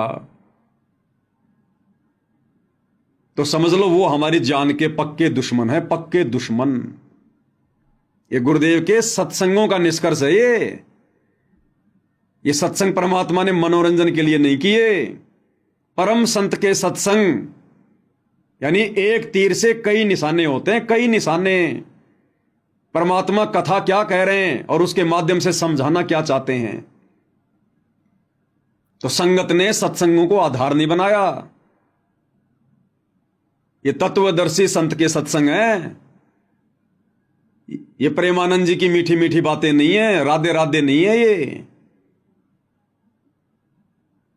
ये गूढ़ ज्ञान युक्त हैं, रहस्य युक्त हैं, कोड वर्ड में हैं। समय आने पर इनका इस्तेमाल करना पड़ता है, कौन सी बात कहां फिट होती है। तो भगत समाज को विचार कर लेना चाहिए कि हमारे शत्रु 2014 के बाद ये उल्टे कर्म करवाकर गुरुदेव का कलयुगी परिवार बना हुआ है, या फिर गुरुदेव भगवान हमारे शत्रु हैं। ये गुरुदेव के ज्ञान आधार से मैच कर लेना भाई, और अपना बचाव कर लेना, नहीं तो माफी नहीं है। अब गुरुदेव भगवान ने क्या बताया भाई और बहनों, इस ज्ञान को अच्छे से समझने के बाद में, जैसे वर्तमान में जो स्थिति आप और हम सभी सत्सेवक भाई बहनों की हो चुकी है, गुरुदेव के इस अमर वचन के अनुसार, सत्संग के अनुसार, गुरुदेव ने क्या बताया कि गीता जी अध्याय 8 श्लोक 1 में अर्जुन ने ब्रह्म से पूछा कि आपने अध्याय 7 के श्लोक नंबर 29 में आपने जिस तत्व ब्रह्म की बात की है, सच्चिदानंद घन ब्रह्म की बात की है, वो कौन है? तो उसका जवाब गीता अध्याय 8 श्लोक नंबर 3 में दिया कि वो सच्चिदानंद घन ब्रह्म है, वो कबीर परमेश्वर है, वो कबीर वाणियां हैं, सच्चिदानंद घन ब्रह्म की वाणियां हैं, जिनमें सारे धर्म और उन कर्मों की जानकारी है। कि वो तत्व ब्रह्म कौन है? कि वो सच्चिदानंद घन ब्रह्म है। और फिर आगे क्या बताया गुरुदेव ने कि उस तत्व ब्रह्म से परिचित होने के बाद, उस पूर्ण परमात्मा के विधान से परिचित होने के बाद में, तत्व ब्रह्म से परिचित होने का मतलब है उस पूर्ण ब्रह्म परमात्मा कबीर देव सतगुरु रामपाल जी के तत्व ज्ञान से परिचित होने के बाद, हर प्रकार से सभी उन धार्मिक यज्ञों की जानकारी होने के बाद, ये प्राणी फिर कोई गलती नहीं कर सकता। फिर ये केवल जरा और मरण से छूटने का ही प्रयत्न करेगा। यहां की किसी भी सांसारिक चीज में कोई इच्छा नहीं रखेगा, यहां की किसी भी बकवाद में अपना पैर नहीं उड़ जाएगा। उस तत्व ब्रह्म से परिचित होने के बाद, यानी उस तत्वदर्शी संत के तत्व ज्ञान से परिचित होने के बाद, ये प्राणी फिर गलती नहीं कर सकता। फिर केवल इसको अपना रोग दिखाई देगा कि तू तो जन्म और मरण का रोगी है, अपना रोग कटवा ले भाई, नहीं तो दुर्गति भयंकर हो जाएगी। यहां पे क्या कह रहे हैं परमात्मा, ध्यान से सुनिए भाई और बहनों, फिर हम इसका निष्कर्ष निकालेंगे। अध्याय नंबर 8 के श्लोक नंबर 1 में अर्जुन ने पूछा कि आप जी ने जो 7वें अध्याय के 29वें श्लोक में बताया है कि तत्ब्रह्म को जान के और सारे अध्यात्म स्पिरिचुअल नॉलेज से, कंप्लीट स्पिरिचुअल नॉलेज, संपूर्ण अध्यात्म ज्ञान से परिचित और सभी कर्मों से परिचित प्राणी केवल जरा और मरण के इस संकट से छूटने का प्रयत्न करता है। जरा माने बुढ़ापा, बुढ़ापे का दुख, मरण माने मृत्यु का कहर। ये दोनों दुख यहाँ पर कंपलसरी। तो जिसको ये ज्ञान हो जाता है, जो तत्वदर्शी संत की शरण में चले जाते हैं, उनको तो संपूर्ण अध्यात्म ज्ञान प्राप्त हो जाता है। फिर वो केवल उस तत्ब्रह्म से परिचित हो जाते हैं, तत्ब्रह्म से और सारे अध्यात्म ज्ञान से, सब कर्मों से। जैसे कोई किसी से कोई धोखा करेगा तो उसका फल भोगना पड़ेगा, चोरी करेगा तो वो देना पड़ेगा, उसके गधा बन कर देना पड़ेगा। तो ये कर्मों से परिचित हो जाने के उपरांत प्राणी गलती नहीं करेगा, भूखा रह सकता है। क्या कह रहे हैं गुरुदेव, उस तत्व ब्रह्म से परिचित होने के बाद, तत्वदर्शी संत से उपदेश लेने के बाद, तत्व ज्ञान से परिचित होने के बाद, अब गुरुदेव के जो सत्संग है वो तत्व ज्ञान है, उससे परिचित होने के बाद ये प्राणी फिर गलती नहीं कर सकता। तो भाई और बहनों, यदि ये नादान संगत जो आज सतलोक आश्रमों से जुड़ी हुई है, अगर ये गुरुदेव भगवान के तत्व ज्ञान युक्त सत्संग सुनकर उस तत्व ज्ञान से, तत्व ब्रह्म से परिचित हो गई होती, तो भाई और बहनों फिर ये बकवाद नहीं कर सकते थे। फिर किसी का पेड़ा पर्चा इनको डगमग नहीं कर सकता, कोई भी कोऑर्डिनेटर इनको उल्टे रास्ते पर नहीं चला सकता था, गुरुदेव का परिवार संगत को भ्रमित नहीं कर सकता था, आरक्षणों में नहीं बैठा सकता था, गुंडों की सीबीआई जांच में नहीं बैठा सकता था, किसी भी कुपात्र के हाथों में फिर यह संगत 1 रुपया भी भूल कर नहीं देती, अगर यह संगत तत्व ब्रह्म से परिचित हो जाती तो। इसलिए दास बार बार कहता है कि आश्रमों से जुड़ी संगत को तो तत्व ज्ञान की छींट भी नहीं है। अब उस तत्व ब्रह्म से कौन परिचित हुआ? सारे धर्मों की, उन कर्मों की, आध्यात्मिक यज्ञों की जानकारी किसको प्राप्त हुई? केवल साध संगति से जुड़े हुए सत्सेवक भाई बहनों को। तभी तो हमें अपना ये जन्म मरण का रोग दिखाई दे रहा है। हम लोग एक एक कदम भक्ति मार्ग पर फूंक फूंक के रख रहे हैं कि हम किसी के पीले पर्चों के गुलाम नहीं हैं, हम गुरुजी के कलयुगी परिवार के गुलाम नहीं हैं, हम किसी कोऑर्डिनेटर के गुलाम नहीं हैं, हम गुलाम हैं अपने भगवान के और उनके तत्व ज्ञान के।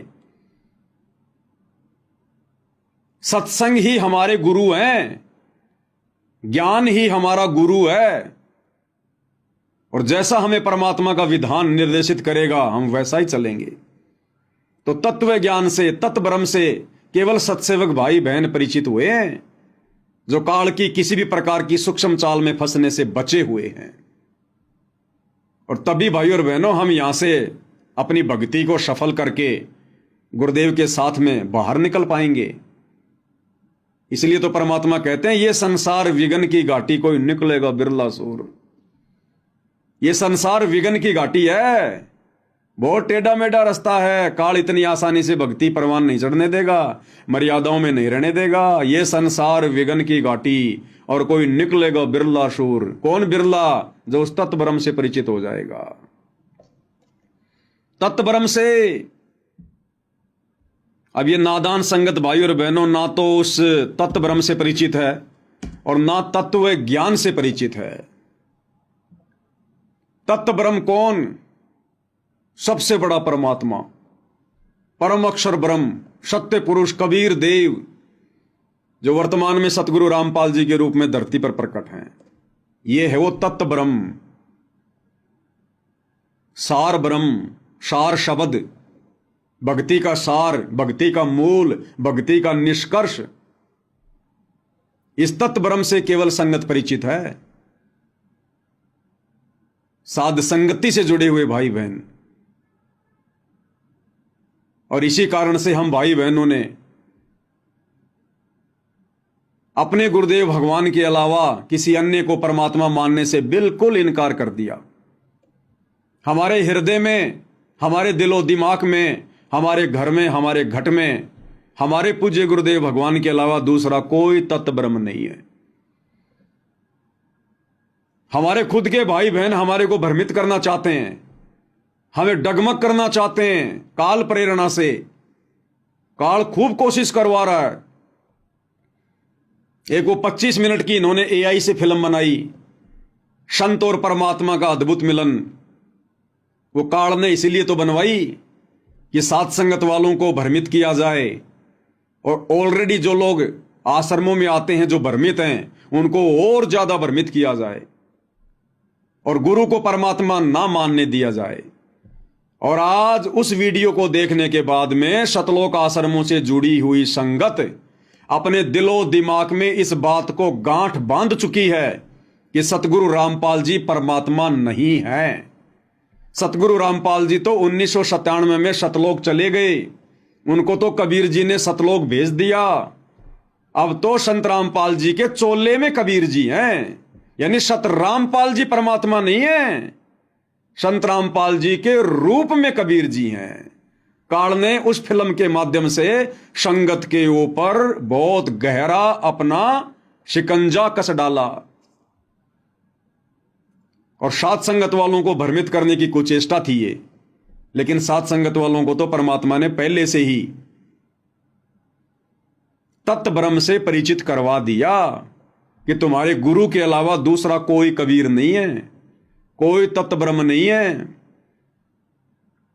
और आज इसी दिशा में भाई और बहनों, आप सभी सत्सेवक भाई बहनों के विश्वास को और अधिक दृढ़ बनाने के लिए आज ऐसा एक और ठोस प्रमाण गुरुदेव के सत्संग से, जो आज से पहले किसी भी भगत भाई बहन ने नहीं सुना होगा, नहीं देखा होगा, सत्संग जरूर सुना होगा लेकिन हमारे दिमाग में वो बात नहीं आई होगी जो गुरुदेव बोल गए। हम लोग बार बार क्या कहते हैं भाई और बहनों कि परमेश्वर अपनी जुबान का पक्का है। कल आपको वीडियो में भी दिखाया था जिसमें गुरुदेव कह रहे थे कि परमात्मा जुबान का पक्का है, उसका विधान कभी डगमग नहीं होता, उसके नियम, उसकी मर्यादा अटल हैं। साध वचन पलटे नहीं, पलट जाए ब्रह्मांड। और 650 साल पहले उसी जुबान के पक्के परमात्मा कबीर जी ने धर्मदास जी के माध्यम से कबीर सागर लिखवाया। और क्या वाणी लिखवाई कि 12वें पंथ हम ही चल आवें, सब पंथों को मिटाकर एक पंथ चलावें।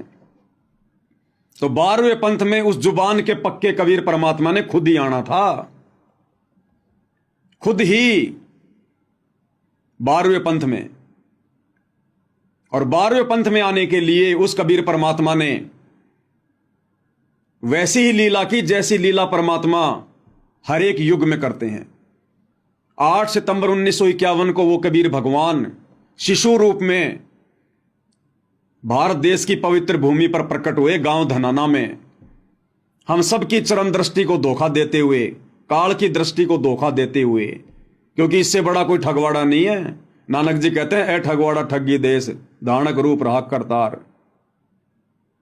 वेदों में इस परमात्मा को तस्करा कहा गया है, तस्करा।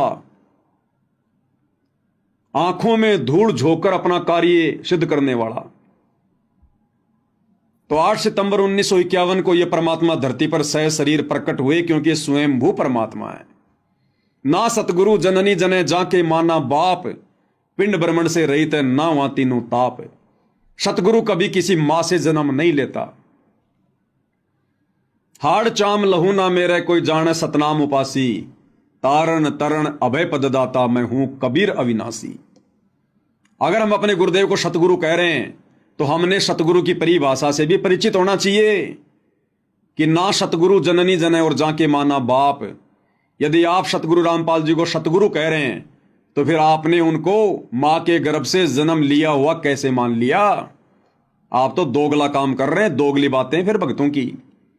एक तरफ तो गुरु को सतगुरु कह रहे हैं और फिर उनको मां के गर्भ से जन्म लेकर आया हुआ 2 कोटि का जीव भी समझ रहे हैं, और 8 सितंबर को उनका जन्मदिन मना रहे हैं अवतरण दिवस के नाम पर, और कह रहे हैं हमारे गुरु जी का जन्म हुआ, हमारे गुरु जी का जन्म हुआ। तो इस परमेश्वर ने लीला की आने की। और फिर जब वो निर्धारित समय आया 17 फरवरी 1988 का, उस दिन परमेश्वर ने आदरणीय राम देवानंद जी को, जिन्हें हम अपना दादा गुरु कहते हैं, उनको अपना मुंह बोला गुरु बनाया। जैसे 650 साल पहले काशी में पंडित रामानंद जी को कबीर जी ने लोक दिखावे में अपना मुंह बोला गुरु बनाया। तो 17 फरवरी 1988 को परमेश्वर रामपाल जी ने, इस कबीर भगवान ने, आदरणीय गरीबदास जी के 12वें पंथ में प्रवेश किया। आदरणीय राम देवानंद जी से लीलामय तरीके से उपदेश लेकर, क्योंकि आदरणीय राम देवानंद जी गरीबदास जी के 12वें पंथ के लास्ट गुरु थे, लास्ट गुरु। और परमेश्वर ने उस पंथ में प्रवेश करना था, क्योंकि उनका वो समय आ रहा था, जब आवे 5505 तब ये वचन मेरा होगा साचा। 5000 और 500 जब कलयुग बीत जाए, महापुरुष फरमान तब जग तारण को आए। तो 1997 वाली उस बात को भी परमात्मा ने पूरा करना था। तो वो समय नजदीक आ रहा था, इसलिए परमेश्वर ने 12वें पंथ में प्रवेश करना था। अन्यथा कबीर सागर में उन्होंने जो वाणी लिखवाई, वो वाणी उनकी फैल हो जाती, और भगवान की वाणी फैल हो गई तो समझो भगवान फैल। क्योंकि भगवान क्या है? शब्द है। वाणी क्या है? शब्द है। हम हैं शब्द, शब्द हम माही, हमसे भिन्न और कछु नहीं। शब्द स्वरूपी राम, शब्द ही तो रूप है भगवान का। अगर भगवान का वचन फैल हो गया तो भगवान फैल हो गया, लेकिन वो जुबान का पक्का है। तो उन्होंने जो 650 साल पहले कहा था कि 12वें पंथ हम ही चलावें और सब पंथों को मिटाकर एक पंथ चलावें, तो 17 फरवरी 1988 को परमेश्वर रामपाल जी ने, इस कबीर भगवान ने, आदरणीय गरीबदास जी के 12वें पंथ में प्रवेश किया। और 6 साल एक परम भगत की भूमिका करके 1994 में इन्होंने अपना यथार्थ 13वां कबीर पंथ चलाया। 12वें पंथ हम ही चलावें, 17 फरवरी 1988 को आगे, और फिर सब पंथों को मिटाकर एक पंथ चलावें। अपने ज्ञान से इन्होंने सारे पंथों को मिटाया, और 1994 में परमेश्वर ने अपना नया 13वां पंथ चलाया। अब गुरुदेव भगवान क्या कह रहे हैं भाई और बहनों? हमारे विश्वास को परमात्मा और अधिक दृढ़ता दे रहे हैं छोटे से सत्संग में। और इस सत्संग में पूज्य गुरुदेव भगवान क्या कह रहे हैं? आपने हर एक सत्संग में सुना होगा, जिसमें गुरुदेव भगवान कहते हैं कि मुझ दास को अपने पूज्य गुरुदेव जी से 1993 में सत्संग करने की आज्ञा मिली, और 1994 में नाम उपदेश करने की। लेकिन आज क्या कह रहे हैं गुरुदेव भगवान? सारा मसाला, सारे संकेत गुरुदेव ने इन्हीं सत्संगों में छुपा कर रखे हैं, लेकिन समय आने पर परमात्मा उनका खुलासा कराते हैं ठीक के समय पर। इस सत्संग में क्या कह रहे हैं गुरुदेव भगवान? कह रहे हैं कि पुण्यात्माओं, इस दास ने सन 1988 से सत्संग करना प्रारंभ किया था। कब से? 1988 से। पहले आप गुरुदेव भगवान के मुख कमल से सुनिए भाई और बहनों, फिर आपको समझाते हैं कैसे। आपको दास ने बहुत बार बताया, इन वेदों और गीता जी और पुराणों का ज्ञान दास को सन 2000 में हुआ। उससे पहले सन 1988 से सन 2000 तक 12 वर्ष तक इस दास ने, इस गरीबदास साहिब जी की वाणी के आधार से सत्संग किया। सन 1988 से 2000 तक यानी 12 साल गुरुदेव कह रहे हैं कि दास ने सन 1988 से 2000 तक 12 साल सत्संग। और क्या कह रहे हैं? इस दास ने सत्संग 1988 से करना शुरू किया, और 1988 से लेकर सन 2000 तक यानी 12 वर्ष तक आदरणीय गरीबदास जी के सदग्रंथ साहिब को आधार बनाकर सत्संग किया। एक बार फिर से सुन लो भाई और बहनों। वर्ष तक 88 से सन 2000 में हुआ, उससे पहले सन 1988 से सन 2000 तक 12 वर्ष तक इस दास ने इस गरीबदास साहिब जी की वाणी के आधार से सत्संग किया, और इसके आधार से जो सत्संग किया वो भी हमारे जो पुराने भक्त उनको सबको मालूम है, वो कैसेट अभी तक उनके पास उपलब्ध है। और फिर ये सदग्रंथों प्रमाण देखे, ओए होए, अब क्या बताते हैं। तो गुरुदेव भगवान ने सत्संग का समय क्या बताया? 1988 से सन 2000, 12 साल गरीबदास जी की वाणियों के अनुसार मैंने सत्संग किया। परमात्मा कह रहे हैं कब से कब तक? 1988 से सन 2000 तक। और फिर क्या करें परमात्मा कि इस दास को वेदों और गीता का ज्ञान तो सन 2000 में हुआ, उससे पहले 1988 से लेकर सन 2000 तक 12 वर्षों तक गरीबदास जी की वाणियों के अनुसार सत्संग किया। अब 88 में गुरुदेव ने सत्संग कब किया भाई? अरे 88 में तो नाम लिया गुरुजी ने, वो तो एक भगत बने थे, सत्संग तो उनके गुरुदेव किया करते थे। 88 में कब सत्संग किया परमात्मा ने? 17 फरवरी 1988 को तो उन्होंने उपदेश लिया भाई। ये आश्रम वाले गुरुदेव का बोध दिवस मनाते हैं 17 फरवरी को, कि 17 फरवरी 1988 को संत रामपाल जी को अध्यात्म का ज्ञान हुआ। उससे पहले तो संत रामपाल जी को पता ही नहीं था कि भक्ति क्या होती है। इस कारण से ये आश्रम वाले गुरुदेव को जीव मानकर, मनुष्य मानकर उनका बोध दिवस मनाते हैं। बोध यानी ज्ञान, बोध यानी ज्ञान, और दिवस यानी दिन, वो दिन जिस दिन संत रामपाल जी को आध्यात्मिक ज्ञान हुआ। और गुरुजी कह रहे हैं कि मैंने 1988 में सत्संग करना शुरू कर दिया था। अरे भैया, कबीर पंथ में 1988 में सत्संग कौन करेगा? जिसको पूरा ज्ञान होगा। अब भाई और बहनों, 17 फरवरी 1988 को गुरुदेव ने सत्संग किया, और सत्संग कौन कर सकता है? परमात्मा। आपको कई बार सुनाया गुरुदेव के मुख कमल से कि सच केवल परमात्मा ही कह सकता है, सत्संग केवल परमात्मा ही कर सकता है, दूसरा कोई सच कह ही नहीं सकता। अब यहां गुरुदेव क्या कह रहे हैं कि इस दास ने 1988 में सत्संग करना शुरू कर दिया। और सत्संग कौन कर सकता है? सुन लो। परमात्मा, सत्संग परमात्मा ही किया करते हैं, क्योंकि सत्य भगवान ही बोल सकता है, सत्य परमात्मा ही बता सकता है। क्लियर हो गया? सत्संग परमात्मा ही कर सकता है, भगवान ही करता है। और गुरुजी कह रहे हैं कि मैंने 1988 से सत्संग करने शुरू कर दिए थे। तो भाई और बहनों, पहला सत्संग गुरुदेव ने कब किया? इस कलयुग की बिचली पीढ़ी में 17 फरवरी 1988 को। और 17 फरवरी 1988 को पहला सत्संग यानी पहला ज्ञान, पहला उपदेश किसको दिया? दादा गुरुजी को, आदरणीय राम देवानंद जी को। 17 फरवरी 1988 को परमेश्वर रामपाल जी ने नाम उपदेश दिया, उनको ज्ञान दिया कि प्यारी आत्मा, अब तेरा काम समाप्त हुआ, तेरे को केवल यहीं तक लेकर आना था मैंने।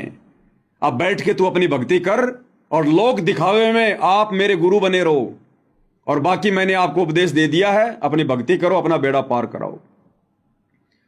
और गुरुदेव ने क्या बताया कि मेरे गुरुजी ने मुझे प्रथम नाम और शतनाम दोनों एक साथ दे दिए, जबकि उन्होंने नहीं दिए, उनके पास तो था ही नहीं। 17 फरवरी 1988 को परमेश्वर रामपाल जी ने अपने मुंह बोले गुरु आदरणीय राम देवानंद जी को, क्योंकि वो अच्छी आत्मा थी, और अच्छी आत्मा को दोनों मंत्र एक साथ दिए जा सकते हैं, प्रथम नाम और शतनाम। तो परमेश्वर रामपाल जी ने 17 फरवरी 1988 को आदरणीय राम देवानंद जी को ये प्रथम नाम और शतनाम दोनों एक साथ दिए और उसके एक सप्ताह के अंदर अंदर उनको सार नाम दे दिया।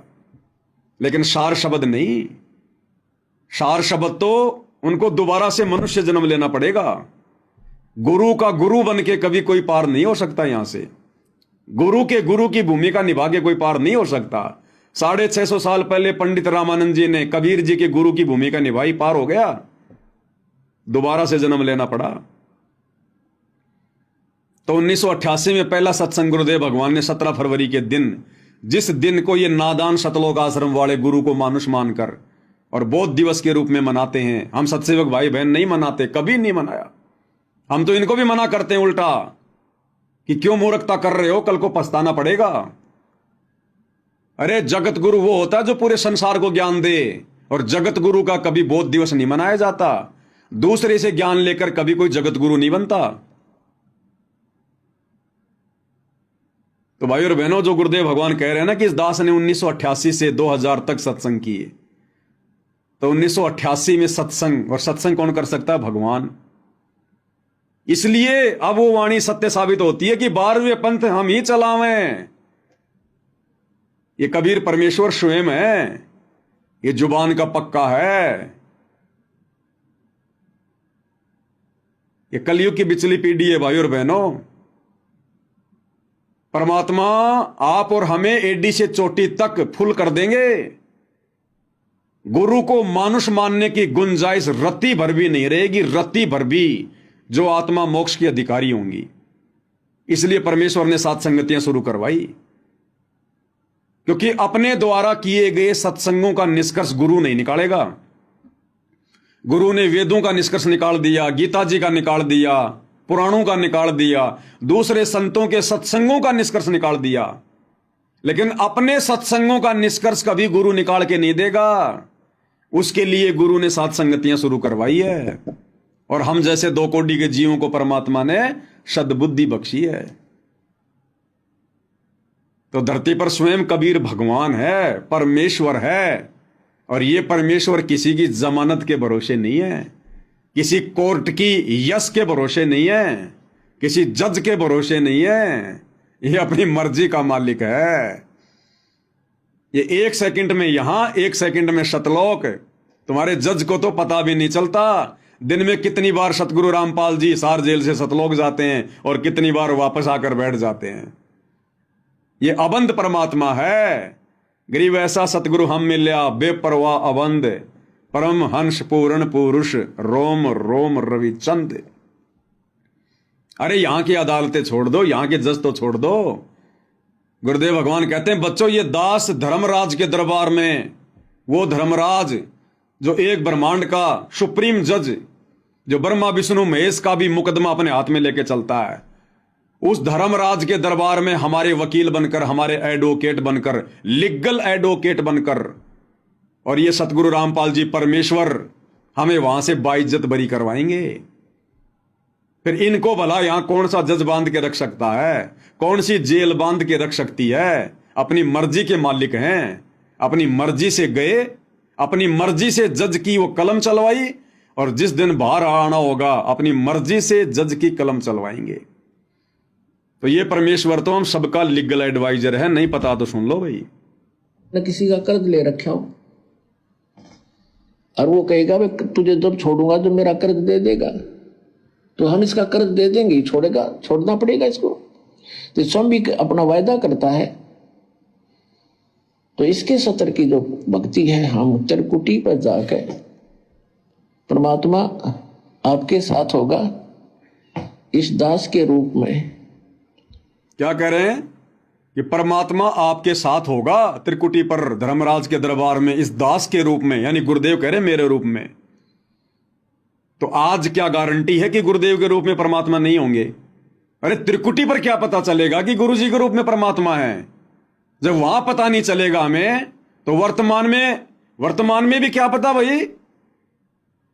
परमात्मा ही हमारे गुरु जी के रूप में। फिर हम ये बात क्यों नहीं स्वीकार कर रहे भाई? त्रिकुटी पर कौन सा हमारी आंखों के सामने गुरु जी में कबीर जी घुसेंगे? तो वर्तमान में फिर हम ये विश्वास क्यों नहीं कर रहे कि वर्तमान में भी तो हमारे गुरु जी के रूप में कबीर भगवान है?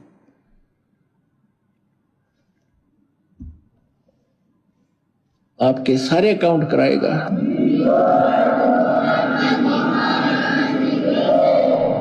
और वहां पर आपके एडवोकेट का काम करेगा परमात्मा इस दास के रूप में। और ये सारे मंत्र बोल बोल सुनाओगा वहां जाकर धर्मराज के दरबार में कि लो जी आपके विधान में है सर्वधर्मान परित्यज्यमाम एकम शरणम व्रज, उसके 70 की ये पूंजी पकड़ो। फिर वो बोलते नहीं, उनको वो विवश होकर के वह पूंजी जमा करनी पड़ती है, क्योंकि लीगल एडवाइजर साथ होता है, वो होता है भगवान खुद ही, और उनको मालूम हो जाता है। तो इस प्रकार पुण्यात्माओं किसी भी ऑफिस में आप जाते हो और आपका एडवोकेट साथ हो तो वो आधे वैसे डिप्रेस हो जाते हैं कि जानकार आदमी है, वो अटपट करोगे तो तुम्हारी फिर बात बिगड़ जाएगी। तो इसलिए गुरु की आवश्यकता आपको अंतिम श्वास तक पड़ेगी। और गुरु पूरा गुरु हो। अब भाई और बहनों, यहां के जजों को तो भारत देश के संविधान का भी पूरा ज्ञान नहीं होता। सुप्रीम कोर्ट के जज को भारत के संविधान का भी पूरा ज्ञान नहीं होता, उसको भी देखना पड़ता है खोल खोल के। और फिर पूरी दुनिया में कितने देश, कितने संविधान, और फिर 5 करोड़ पृथ्वियां तो अकेले स्वर्ग में हैं, वहां के कितने जज होंगे, कितना संविधान होगा। और इस परमेश्वर रामपाल जी के आगे वो एक ब्रह्मांड का, तीनों लोगों का सुप्रीम जज धर्मराज भी थर थर कांपता कि भाई जानकार आदमी है, ये भगवान है, अगर जरा भी अटपट कर दी तो मामला बिगड़ जाएगा, इनसे बढ़कर कानून का जानकार और कोई नहीं है। तो भाई और बहनों, ये परमात्मा किसी जज के दबाव में बैठे हैं क्या? इनको किसी वकील की जरूरत है क्या बाहर आने के लिए? ये केवल भाई और बहनों यहां के विधान को पूरा करते हैं परमात्मा। एक सभ्य नागरिक की भूमिका निभाते हुए परमात्मा केवल यहां के विधान को फॉलो करते हैं। इन्हें जरूरत नहीं है, इनके ऊपर किसी का विधान लागू नहीं है, इनका विधान पूरी सृष्टि पर लागू है। तो आप और हम सत्सेवक भाई बहनों का सौभाग्य जो हमें ऐसे परिपूर्ण अदली न्यायकारी परमात्मा मिले हैं। तो अब भाई और बहनों, हमारे हृदय में कैसे समा सकती है ये बात है कि हमारे गुरुजी केवल मानुष हैं, एक जीव हैं। 1997 में सतलोक चले गए, इनके चोले में कबीर जी आकर अपना काम कर रहे हैं। अरे चोले में आकर तो ये काल करता है काम, जैसे गीता का ज्ञान देते समय श्री कृष्ण जी के चोले में घुस गया, दूसरे के शरीर में घुस के अपना काम काल करता है, भगवान नहीं करता। उन्हें जरूरत नहीं है। कल आपने सुना परमात्मा वाणी में क्या कह रहे थे? पूर्ण ब्रह्म है आप विधाता, जब चाहे चोला धर आता। जब चाहे परमात्मा चोला धार के आ जाएगा। इन्हें जरूरत नहीं है किसी के शरीर को काम में लेने की, किसी के अंदर घुसने की, या कोई अपना दास भेजने की। तो ये काल भाई और बहनों सूक्ष्म रूप में इन आश्रम वालों के माध्यम से पूरी संगत पर छाया हुआ है। आप और हम बेखबर हैं, ये काल बेखबर नहीं है। ये अपना भोजन इतनी आसानी से नहीं जाने देता, ये बैकग्राउंड में पूरी लड़ाई लड़ रहा है। तो हम सत्सेवक भाई बहनों के ऊपर कितनी रजा, कितनी बड़ी मेहर, हम इसकी एक भी बकवाद का हिस्सा नहीं बने, हम इसकी एक भी चाल में नहीं फंसे। तो परमेश्वर कैसे आप और हम भाई बहनों को, साथ संगत वालों को बाईपास निकाल के ला रहे हैं इस परीक्षा के समय में। इसलिए भाई और बहनों, जितना हो सके उतना परमात्मा का गुण गाओ, मालिक का बार बार धन्यवाद करो। ये परमेश्वर, हम नीचों पर ऐसी दया, ये मालिक हमारे अंदर ऐसा क्या था, आपने क्या देखा भगवान? आपके तो सभी बच्चे, फिर हमारे ऊपर ऐसी विशेष मेहर क्यों? तो ये तो गुरुदेव को पता है भाई और बहनों, ऐसी विशेष मेहर क्यों। और इस मेहर को हमने इसी प्रकार से ज्ञान को आधार बना के रखना है भाई और बहनों। अंतिम श्वास तक ये काल बहुत झटके देगा, बहुत लड़ाइयां लड़ेगा भी, बहुत बकवाद करवाएगा। इसका तो यही काम है, बकवादी का काम ही बकवाद करना होता है।